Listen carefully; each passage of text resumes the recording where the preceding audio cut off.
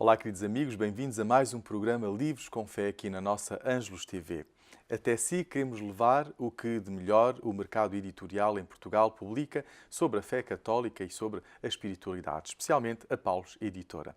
No nosso programa iremos ter connosco o Dr. André Afonso, autor do livro Museus da Igreja, que nos vem falar sobre não só a sua obra e a sua investigação, mas também a importância dos museus da Igreja no que diz respeito à evangelização. Estou certo que não vai querer perder esta nossa conversa.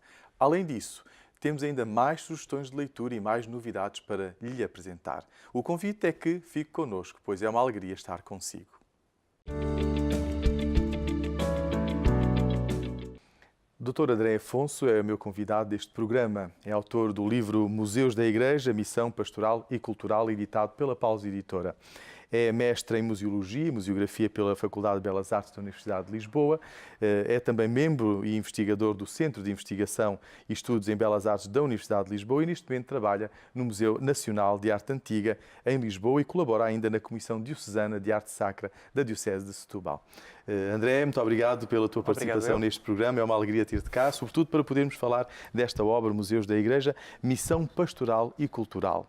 Como surgiu a publicação, mas sobretudo o trabalho nesta área? Basicamente, este livro parte de uma investigação que iniciei através da dissertação de mestrado em Museologia e Museografia na Faculdade de Belas Artes da Universidade de Lisboa e que estava precisamente relacionada com esta dimensão pastoral dos museus da Igreja, que é uma dimensão diferente, digamos assim, e que distingue estes museus das outras instituições. E, portanto, partiu basicamente dessa investigação, da necessidade de ter um tema de trabalho para desenvolver ao nível da dissertação de mestrado.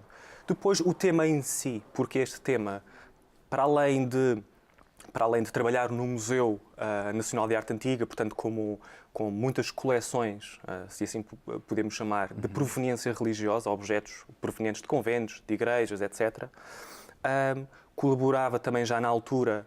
Portanto, isto é em 2011, sensivelmente 2011, 2012, com a Comissão Diocesana de Arte Sacra de Setúbal, portanto já estava também nesta lógica do património da Igreja e deste aproveitamento pastoral que é possível fazer através desta herança tão grande que a Igreja tem.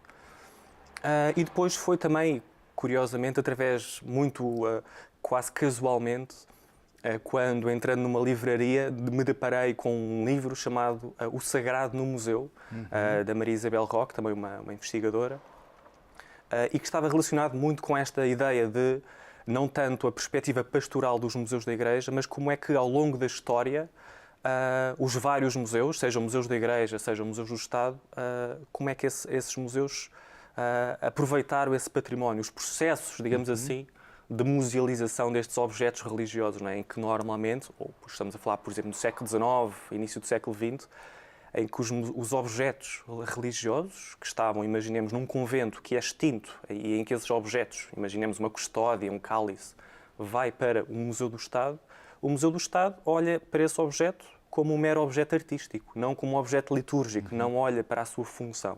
E eu comecei a pensar efetivamente que aqui os museus da Igreja têm um papel diferente. Não podem olhar para aquele objeto como um mero objeto de arte, mas, sobretudo, a partir da sua função primordial, não é? A função de uma custódia, expor e guardar e expor o Santíssimo Sacramento e, portanto, na comunicação do museu da Igreja tem necessariamente de passar por aí.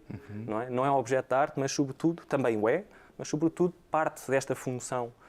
Aliás, a arte na Igreja sempre teve esta componente, uma componente pastoral, uma componente catequética, de evangelização, isto é, não apenas para embelezar o espaço em si, mas sempre com uma componente de evangelização. E que características tem um museu da Igreja que sejam diferentes de qualquer outro museu? Eu diria que é sobretudo essa missão pastoral, não é? A missão de um museu, de certa forma, é aquilo que distingue aquele museu, é aquilo que define a orientação daquele museu, não é? É aquilo que o Museu Nacional de Arte Antiga estará muito em torno da salvaguarda do património cultural português, o contar a história de Portugal em património, se assim podemos dizer, como normalmente define o nosso diretor, o Dr. António Filipe Pimentel, esta missão do museu, digamos assim. O Museu da Igreja tem de definir claramente na sua missão esta dimensão pastoral, falar de Deus aos homens, tornar os homens mais próximos de Deus. Assim, e depois há muitas formas de tentar fazer isso. Como é que se pode fazer isso? Talvez seja o mais complicado. Há que ser muito criativo. Mas, por exemplo, um museu, qualquer ele que seja da igreja ou não, tem necessariamente de cumprir, digamos assim, de determinadas funções para ser um museu. Tem o dever de desenvolver investigação, estudo em torno das suas coleções, de incorporar coleções, novas coleções, etc. O dever também de conservar essas coleções, de inventariar essas coleções, de interpretar e expor essas coleções através das várias exposições, e também há uma função que é a função educativa, através de tudo aquilo que o museu faz. Portanto, são estas as chamadas funções museológicas. E o Museu da Igreja, a minha perspectiva é que, através destas várias funções museológicas, pode desenvolver essa componente pastoral. Por exemplo, uma intervenção de conservação e restauro de uma imagem, de uma escultura, se assim podemos dizer. Há critérios que, num museu que não seja da Igreja, há critérios de conservação e restauro que serão diferentes de se a peça estiver ao culto. Não é? Uma peça ao culto tem que ter critérios diferentes, não é? Se calhar, se uma imagem do Menino Jesus, imaginemos, não tem um dedo, poderá haver uma necessidade, em termos do culto, da devoção dos fiéis, de reconstituir, desde que haja algum fundamento para tal. Também porque estão expostos a outros condicionantes. Exatamente, e a devoção é o que dá origem e mantém aquela imagem, digamos assim. Depois, do ponto de vista da exposição, o museu da Igreja não pode simplesmente, imaginemos um museu da Igreja com coleções de pintura, pintura que eventualmente estaria na Igreja, em retábulos, mas neste momento já não estão, alfaias litúrgicas. O Museu da Igreja não pode fazer o que muitas das vezes os museus do Estado faziam e que ainda fazem, e que depois os museus da Igreja acabavam por replicar o que os museus do Estado faziam, que era fazer simplesmente exposições cronológicas. A pintura do século XV para ali, depois a pintura do século XVI, XVII, XVIII, XIX, etc. E, portanto, não havia uma narrativa. O Museu da Igreja tem necessariamente que criar uma narrativa que tenha que ver com as realidades do Evangelho, com uma dimensão litúrgica, com uma dimensão da doutrina, digamos assim. Portanto, e a partir dessa mensagem, dessa narrativa, coloca então os objetos. Os objetos vão ser palavras que vão compor as várias frases e a história final, o texto final, digamos assim. E, portanto, é sobretudo por aí, podemos dizer que há esta dimensão pastoral, digamos assim, pode passar muito por o tipo de exposição, como é que se constrói uma narrativa de uma exposição. E depois a dimensão educativa também. Os museus, por exemplo, têm normalmente serviços educativos que desempenham determinadas atividades, programam, que se vão direcionar a diversos públicos. O Museu da Igreja também o deveria ter e devia pensar especificamente nestes aspectos. Por exemplo, as possibilidades educativas que têm, em termos de catequese, de uma exposição no museu da Igreja, poderá explorar-se o Antigo Testamento através de uma série de pinturas. Poderá explorar-se o mistério do Natal, do nascimento de Jesus, através de uma determinada pintura, ou de uma imagem do Menino Jesus, de um presépio. E, portanto, os olhos normalmente retêm muito mais facilmente, por vezes, do que somente ouvir, que é o que às vezes estamos habituados, não é? Nos modelos mais antigos da catequese, digamos assim. E, portanto, acho que este aproveitamento também para as catequeses, para os grupos organizados, para os vários movimentos, para os escoteiros, por exemplo, há um potencial muito grande com as imagens, com a imagem que entra pelos olhos, que nos cativa muito mais facilmente, associada à palavra, naturalmente. e portanto há muito potencial, por vezes temos de ser mais criativos. Exatamente. E a arte continua ainda a fascinar-nos, sobretudo continua a fascinar estas gerações mais novas que estão cada vez mais habituadas a suportes digitais e a meios digitais super, hiper ativos e cheios de muitas imagens, sons e movimentos. Como é que o Museu de uma Igreja pode ir ao encontro também desta camada mais jovem, habituado a um outro estilo de vida, a um outro estilo de arte? Eu acho que, por vezes, o problema é que os museus da Igreja acabam por ter pouca capacidade em termos de equipa técnica e, por vezes, acaba por fazer com que explore pouco estas possibilidades pastorais, não é? Acho que estamos ainda muito centrados, os museus da Igreja, numa perspectiva que é, fazemos uma exposição, por exemplo, mas esquecemos no resto. Até pode ser uma exposição muito interessante do ponto de vista narrativo, da história que aquela exposição conta em torno do Natal, em torno da Quaresma, da Páscoa, etc. Enfim, mas depois esquecemos do resto, que às vezes poderá ser o mais importante, que é o aproveitamento que podemos fazer a partir daquela exposição. Porque, efetivamente, as imagens cativam imenso, sempre cativaram. Por isso é que também sempre tivemos os retábulos nas igrejas. Imaginemos no século XVI, XVII, as pessoas que não viam imagens, não viam suportes de imagens e que entravam numa igreja e viam aquelas composições retabulares que contavam os mistérios da salvação. Impossível não sentirem alguma coisa, algo diferente. Exatamente. Hoje, se calhar, é o contrário, não é? Hoje estamos habituados a tanta imagem em movimento, como referiu, mas é um espaço, acaba por ser um espaço que deve ser também mais contemplativo, um espaço que no meio do mundo frenético de hoje em dia, das novas tecnologias, da imagem em movimento, das cores, tudo e mais alguma coisa, acredito que uma criança entrando num espaço destes, que cria intimidade também, de certa forma, que às vezes as próprias escolas não têm também, acaba por sentir também uma certa calma. E aí está também um aspecto pedagógico. Exatamente. Para a educação e para a formação da criança. Sim, sem dúvida. No livro Museus da Igreja, no último capítulo, lança uma proposta muito interessante e muito arrojada também, que possa haver uma espécie de núcleo, não é? Uma rede de museus do Patriarcado, porque foi os museus do Patriarcado que analisou, e que isto depois possa haver uma rede entre eles e possa ser extensível a outros mais. Que tipo de sugestão é esta? Portanto, como bem referiu, a dissertação de mestrado, que dá depois origem ao livro, para além de analisar a ideia dos museus da Igreja no seu geral, entra depois para uma componente mais prática, que está relacionada precisamente com o Patriarcado de Lisboa e com a criação de uma rede de museus. O que é isto, uma rede de museus? Portanto, uma rede de museus são ideias que começam, de certa forma, a surgir nos anos 60, anos 70, em que há uma nova ideia dos museus. Portanto, o museu não pode ser somente um espaço fechado em si mesmo, num edifício com as coleções lá fechadas, mas é um museu que tem de se expandir para fora. E, portanto, começam a surgir estas ideias de museus com vários núcleos. Imaginemos um museu de uma cidade, ou um museu municipal, que tem um núcleo relacionado com a indústria naval, que tem outro núcleo relacionado com a agricultura daquela região e, portanto, que acabam por, de certa forma, criando pequenas redes, contar a história daquele território.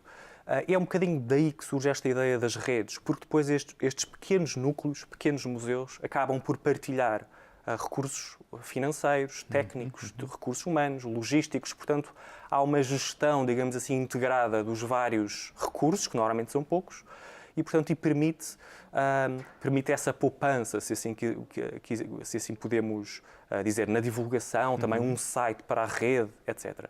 E, portanto, é um bocadinho esta ideia. E, portanto, o Patriarcado de Lisboa tem uma série de pequenos museus, por vezes não podemos chamar que são efetivamente museus, porque não desenvolvem as tais funções museológicas na sua totalidade, mas, enfim, pequenos museus, pequenos núcleos museológicos, pequenos tesouros nas várias igrejas, tem uma série deles espalhados por todo o território e, efetivamente, muitos deles tinham poucas condições e, portanto, criando uma rede centralizada, digamos assim, numa instituição que existe, que é o Centro Cultural do Patriarcado, que está relacionado com esta gestão, digamos assim, do património do Patriarcado de Lisboa, poderia ser uma forma de qualificar todas estas pequenas estruturas. Portanto, tanto podemos ter uma rede, como podemos ter, por exemplo, uma perspectiva um pouco diferente, que é um museu diocesano, um único espaço que reúne, digamos assim, peças provenientes das várias igrejas da Diocese e que conta a história da Diocese. Portanto, temos estas duas dimensões diferentes. Um museu mais central ou então museus em vários núcleos que comunicam entre si. Exatamente, e que são mais interessantes. Do ponto de vista da gestão, poderá ser mais complicado, menos fácil de executar, mas as comunidades têm aquele património é daquelas comunidades, aquele património de fé é daquelas comunidades e é complicado dizer, olha, peço desculpa, mas essa imagem vai agora para o Museu Diocesano. E deixa de ser Exatamente. utilizada. E os museus têm, para além desta dimensão de fé, de religiosidade, têm também uma dimensão de como é que é dizer, de mobilização das próprias comunidades em torno de um objetivo, de manter aquele museu, aquele é o nosso museu, vamos divulgá-lo, vamos falar deste museu aos nossos amigos, vamos fazer visitas a este museu. Por vezes isso acontece. E, portanto, parece-me uma perspectiva mais lógica, digamos assim, que é manter os pequenos museus nas suas Teríamos tema para muito mais conversa, Exatamente. mas eu não resisto a fazer-lhe uma última pergunta. Trabalha no Museu Nacional de Arte Antiga, um museu belíssimo, maravilhoso, com um acervo muito grande. Como é que se sente rodeado de tanta arte bela, bonita? Deve ser inspirador, deve ser como estar no céu, provavelmente. Não sei como é que é estar no céu. Mas é de facto, em primeiro lugar, acho que é um grande privilégio também poder trabalhar naquele museu com colegas fantásticos, com um museu que tem tido cada vez mais uma dinâmica enorme, nacional e internacionalmente, de com projeção. Exposições temporárias, Exatamente. De renome internacional. Exatamente. E do ponto de vista do seu património, de facto, tem algumas das peças mais belíssimas que foram criadas nos seus vários momentos para o louvor de Deus, não é? Que são os objetos que não são só objetos excepcionais do ponto de vista material e técnico, podemos às vezes reparar para que esta riqueza, não é? Mas para Deus o melhor, não é? Como por vezes dizemos. E efetivamente aquele museu, o Museu Nacional de Arte Antiga, tem nas suas coleções aquilo que são as mais belas, se calhar, criações humanas, artísticas, exatamente, para com uma componente espiritual muito forte. Exatamente, e é uma componente que não se pode perder. Muito obrigado pela sua presença no nosso programa, André. Continuação de bons trabalhos, boa investigação e ficamos a aguardar, quem sabe, mais alguma novidade editorial num futuro com algo mais específico e concreto e não tão generalista como os Museus da Igreja. Mas para já fica esta belíssima sugestão, Museus da Igreja, de André Afonso, que pode encontrar em qualquer Paulos Livraria, em qualquer livraria, se tem interesse por esta temática. Enquanto assim, desejo que continue connosco, pois temos ainda mais novidades para lhe apresentar. E cá estamos para lhe apresentar algumas boas sugestões de leitura para este tempo da Quaresma. Gostaria de iniciar com este livro, O Espírito da Quaresma e da Páscoa, do Papa Francisco, da Paulus Editora. Nesta obra, recolhemos as homilias do Papa Francisco desde o início do seu pontificado até ao ano 2014, homilias pronunciadas durante o tempo da Quaresma e durante o tempo da Páscoa. Estou certo que vai encontrar nestes textos do Papa Francisco vários elementos, várias imagens, várias reflexões que o irão ajudar a caminhar nesta Quaresma e também a viver a ressurreição do Senhor no tempo da Páscoa. O Papa Francisco já nos habituou a um estilo muito próprio, um estilo desafiador, uma linguagem muito simples, mas ao mesmo tempo muito profunda e exigente. E por isso este livro, O Espírito da Quaresma e da Páscoa, é um ótimo subsídio, é um ótimo livro para o acompanhar na reflexão de caminho de conversão que a Igreja nos convida a viver neste tempo litúrgico. A outra obra é de Maria Stella Salvador e chama-se Cruz, Segredo de Amor, também da Paulus Editora. Maria Stella Salvador, que tem uma obra extensa publicada pela Paulus Editora e que neste livro, Cruz, Segredo de Amor, está dividido em duas partes. Ela apresenta numa primeira parte várias meditações sobre a paixão de Jesus E numa segunda parte, várias vias sacras, aliás, 12 vias sacras, uma para cada mês do ano, que ajuda em cada estação a refletir sobre um tema específico da via sacra e ajudando assim a viver a via sacra como um momento de oração para o ano inteiro. Sabemos que, se não sabe, digo-lhe eu, a Maria Stella Salvador tem um estilo muito próprio de escrever. Ela mesmo no início de cada livro diz que o que escreve não são fruto de visões ou de aparições particulares, mas é sim um diálogo, um estilo literário que ela tem de diálogo com Jesus. No fundo, é como se Jesus, o que ela escreve, é como se Jesus se dirigisse a cada um de nós e nos falasse diretamente. Por isso torna também num estilo literário muito intimista e muito próximo. Por isso aqui fica esta sugestão de Maria Stella Salvador, Cruz, Segredo de Amor. Outra obra também de Maria Stella Salvador chama-se Subir a Montanha, da Paulus Editora. Nesta obra, Maria Stella Salvador propõe refletir sobre a liturgia da palavra de cada dia da Quaresma. Isto é, a partir das leituras que escutamos na missa no tempo da Quaresma, Maria Stella Salvador tece uma reflexão, uma meditação, como se fosse Jesus a falar connosco a partir daquilo que escutamos, quer na primeira leitura, quer no Evangelho. Então fica aqui um livro que é um belo itinerário de vida espiritual para a Quaresma, sendo que em cada dia conseguimos encontrar sempre algo que a liturgia da palavra de cada missa nos quer transmitir, isso neste género literário muito próprio de Maria Stella Salvador.